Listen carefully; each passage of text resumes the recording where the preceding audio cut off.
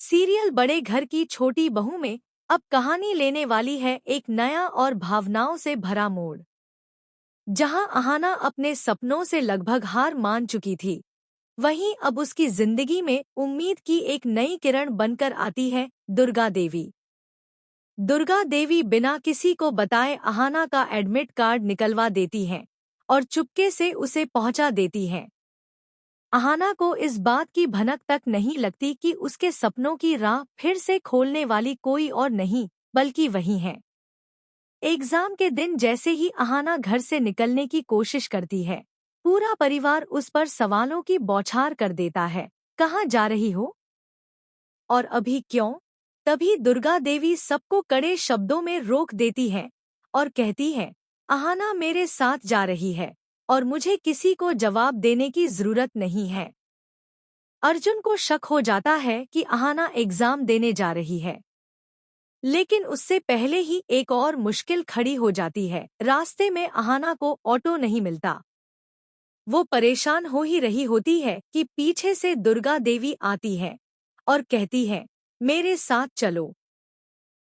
अहाना हैरान रह जाती है जब दुर्गा देवी घर का पुराना स्कूटर निकालकर स्टार्ट कर देती है। अहाना के लिए ये नज़ारा चौंकाने वाला और बेहद भावुक करने वाला होता है। स्कूटर पर बैठी अहाना की आंखों में खुशी के आंसू होते हैं, क्योंकि आज उसकी मां जैसी बन चुकी दुर्गा देवी उसे उसके सपनों तक पहुंचा रही हैं। एग्जाम देकर जब अहाना लौटती है तो रोते हुए दुर्गा देवी से कहती है, मुझे यकीन नहीं हो रहा मां। मैंने एग्जाम दे दिया और ये सब सिर्फ आपकी वजह से हुआ है। लेकिन दोस्तों, यहीं पर कहानी का असली धमाका बाकी है। पूरा परिवार जब ये सच जानता है कि दुर्गा देवी ही अहाना को पढ़ाई में सपोर्ट कर रही हैं, तो घर में बवाल मच जाता है। बुआ जी और मोंटू दादा खुलेआम दुर्गा देवी पर ताने कसते हैं, लेकिन इस बार दुर्गा देवी भी चुप नहीं रहती। वो गुस्से में कह देती है, अगर तुम्हें इतना ही बुरा लगता है तो इस घर से चले जाओ। अब सवाल ये है कि क्या सच में बुआ जी और मोंटू दादा हमेशा के लिए घर छोड़ देंगे या फिर कोई और बड़ा खेल खेलेंगे?